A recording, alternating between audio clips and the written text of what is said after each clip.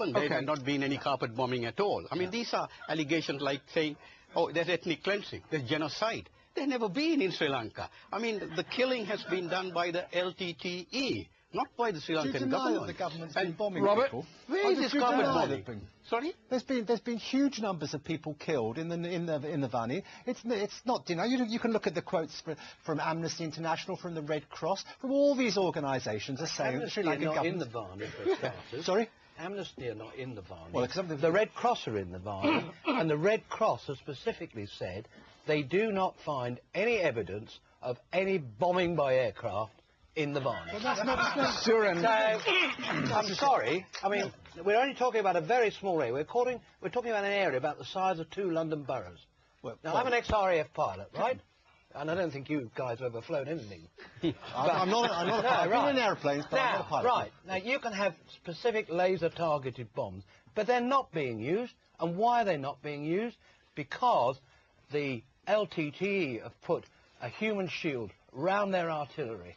But thousands of civilians have been killed. Thousands of civilians. No, they have not been thousands killed. That's propaganda. Can we let Suren come in here? Yeah.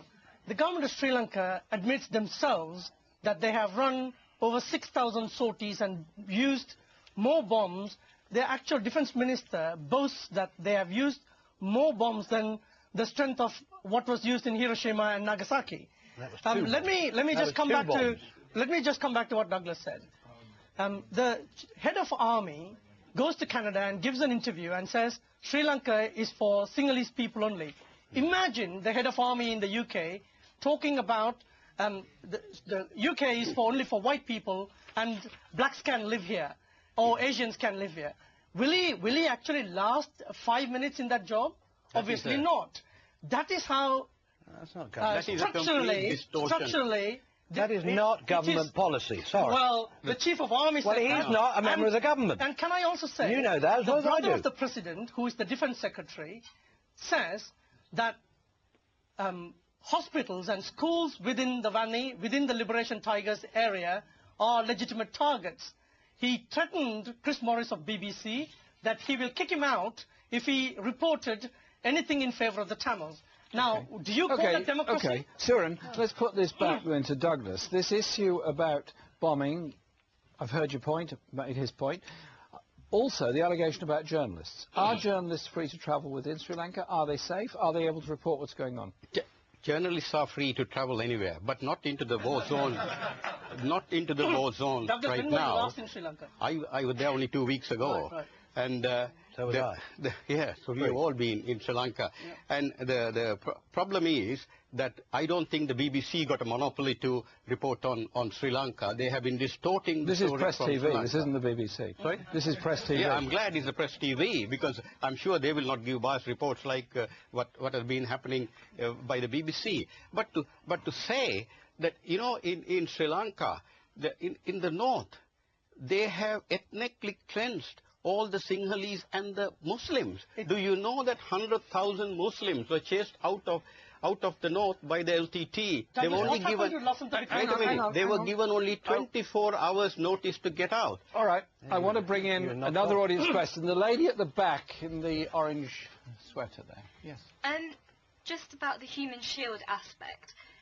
Yes. Tamils in the Vani area, if they do come out of that area, they are not then sent back home.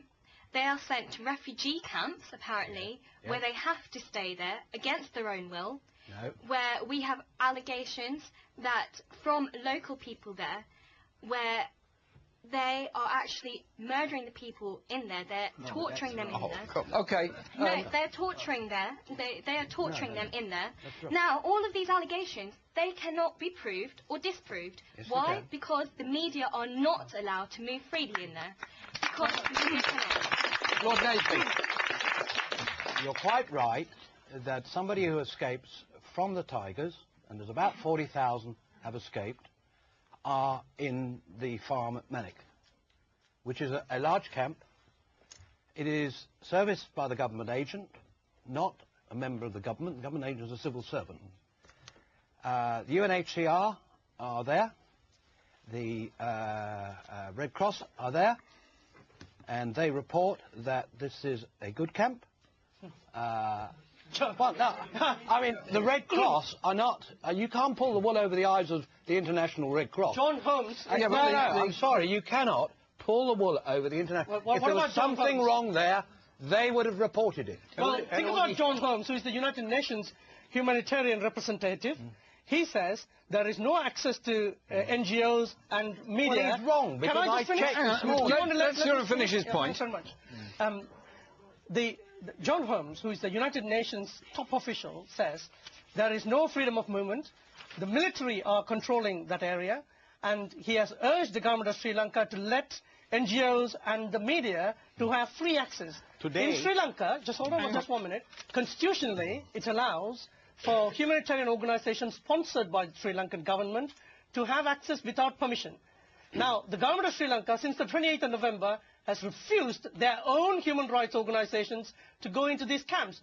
You have an answer for that? Okay. Yes. Can I ask Robert? Wait a minute. Can I ask Robert to come in at this point? Robert is a European Union representative in the area. Obviously, the European Union are following what's going on. What reports have you had?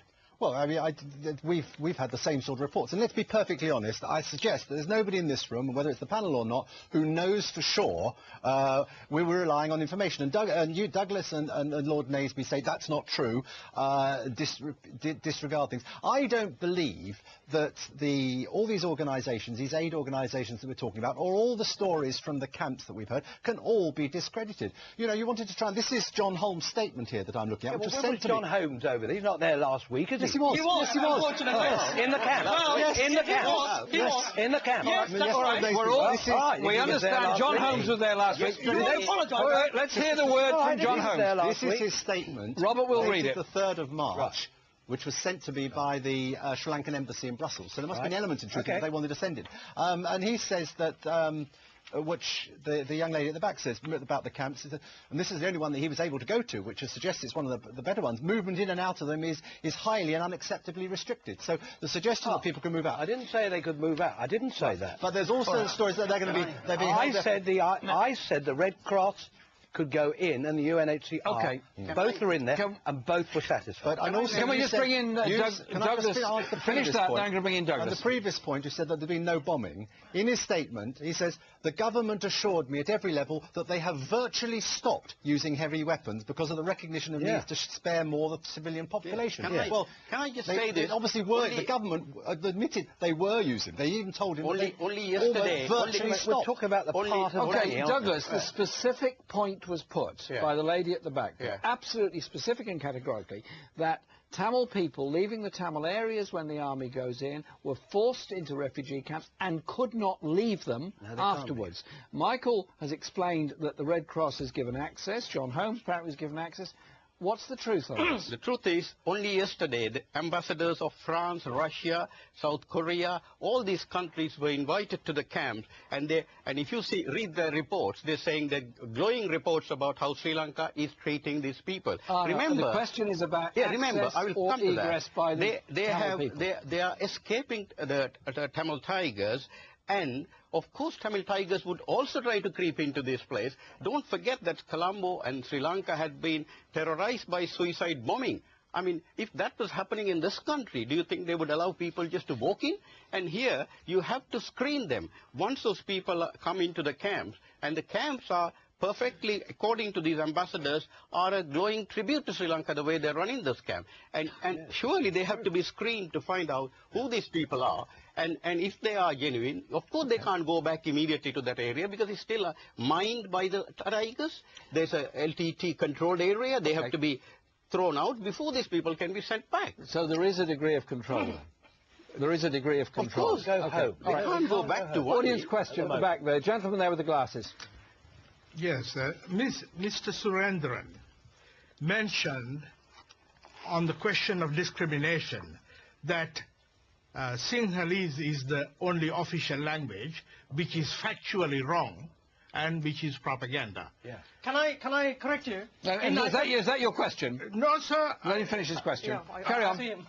I want to ask him whether he does know that Tamil, Sinhalese are two official languages with English in Sri Lanka today. I said in 1956, Mr. Bandaranaike introduced